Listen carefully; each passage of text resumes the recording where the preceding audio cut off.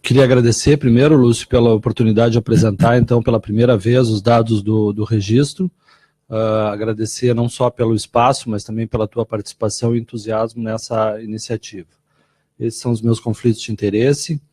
Então, por que a gente resolveu fazer isso? Porque não tem nenhum dado na América Latina. A gente tem vários estudos, como já foi mostrado aqui, vários grupos, grupo japonês, grupo europeu, grupo americano, e com resultados muito melhores do que nós tínhamos há 5, 10 anos atrás. Aqui taxa de sucesso 90%, 86%, e nós não temos nenhum dado da América Latina. Então essa iniciativa ela começou a se formar há alguns anos.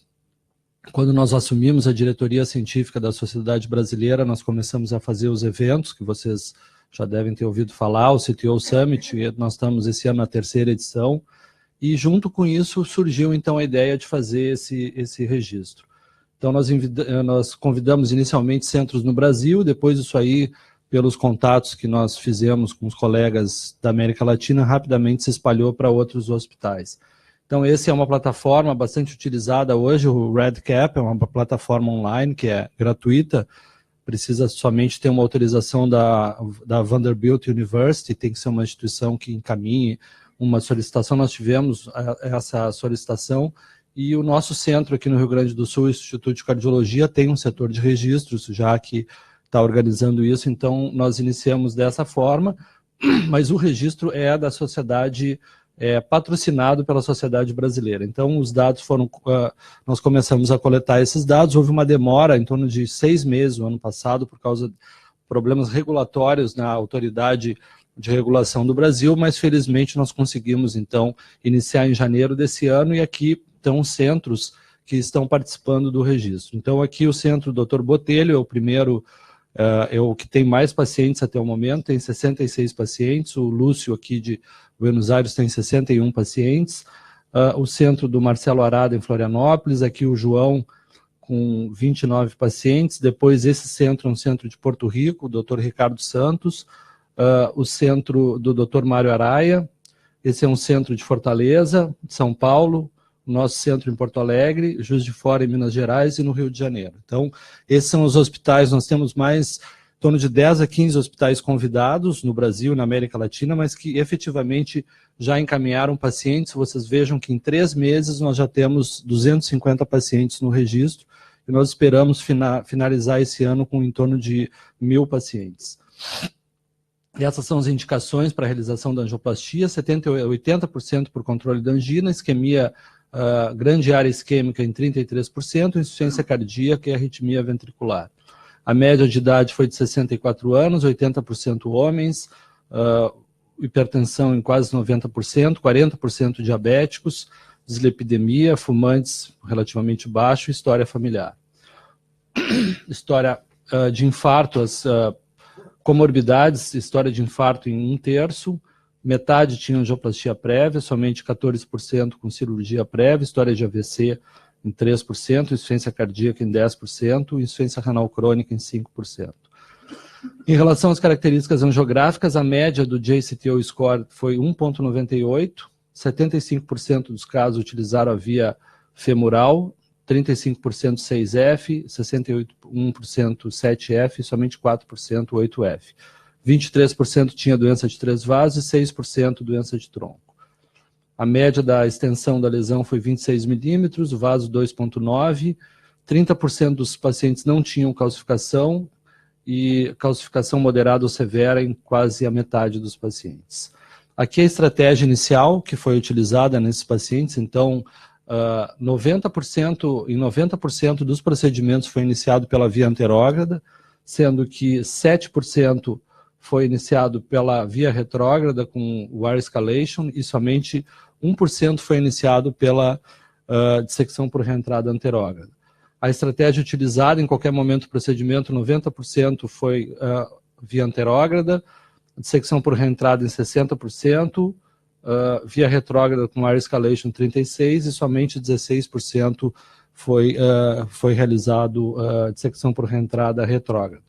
A taxa de sucesso, interessantemente, é quase a mesma aqui do Instituto de Cardiologia de Buenos Aires, 85%, que nós achamos que foi uma taxa de sucesso até surpreendente, mas certamente tem provavelmente relação com o grau de complexidade dos pacientes, que não são pacientes tão complexos quanto os registros internacionais dos centros de excelência. A estratégia de sucesso foi a via anterógrada em 75%, em 12% de secção por reentrada anterógrada, 6% retrógrada ou escalation e 7% secção por reentrada retrógrada. Aqui uma comparação das taxas de sucesso conforme o JCTO score. Aqui se vê que quando o JCTO score era 0, 96% de sucesso, e quando ele passou de 3, baixou para 75% de sucesso. E aqui as guias que foram utilizadas com sucesso, então isso é bem interessante, porque mostra realmente um aspecto da restrição de materiais que nós temos, porque são utilizadas aqui, inclusive, guias Workhorse, aqui em 4%, Choice, 4% Run-Through. Vejam que 15% dos casos a guia que recanalizou foi a Fielder XT, em 13% a PT2, 12% a família Miracle, 11% a família Progress, Fielder FC em 11%, Whisper 8% e Confiança Pro somente 6% e Pilot 5%. Então, isso eu acho que reflete então, a realidade da América Latina, o Brasil principalmente, que tem uma restrições aqui no Brasil. Nós não temos, Fielder XT não é aprovado no Brasil, a Confiança é aprovada, mas é difícil de conseguir, Fielder FC é aprovada, Pilot 200 nós não temos. Então, isso também mostra as dificuldades de materiais, que vai ser comentado depois. Então, em relação aos desfechos, sangramento ocorreu em 2,5%, tamponamento em 1%, AVC relacionado ao procedimento em 0,5%, infarto em 2%, nenhuma morte em 30 dias nessa casuística, e 2% dos pacientes tiveram um evento maior em 30 dias.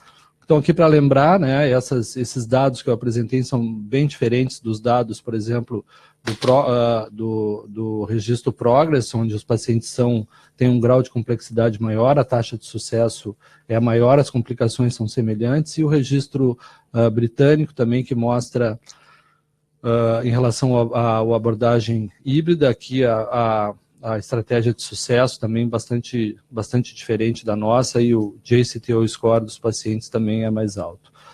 Então, voltando àquele slide inicial, nós estamos dentro da realidade da América Latina e considerando o grau de complexidade dos pacientes, nós estamos não muito longe ainda do que nosso objetivo, que é tentar ficar mais ou menos próximo desses índices, mas também tem que se considerar que esses centros que incluíram pacientes no registro são centros de excelência, com programas de CTO, como o Hospital do João, o Hospital do Antônio, aqui o Lúcio, o Centro de Porto Rico do Ricardo, do Mário, lá no Instituto de Cardiologia, e vários centros aqui têm programas dedicados de CTO, então isso não é a realidade de hospitais na América Latina que façam CTO ocasionalmente. Também é importante considerar a atuação dos proctors aqui, que muitos desses casos, principalmente os mais complexos, tiveram a atuação de proctors. No Brasil a gente tem alguns proctors que vêm, aqui o Lúcio também comentou que tem.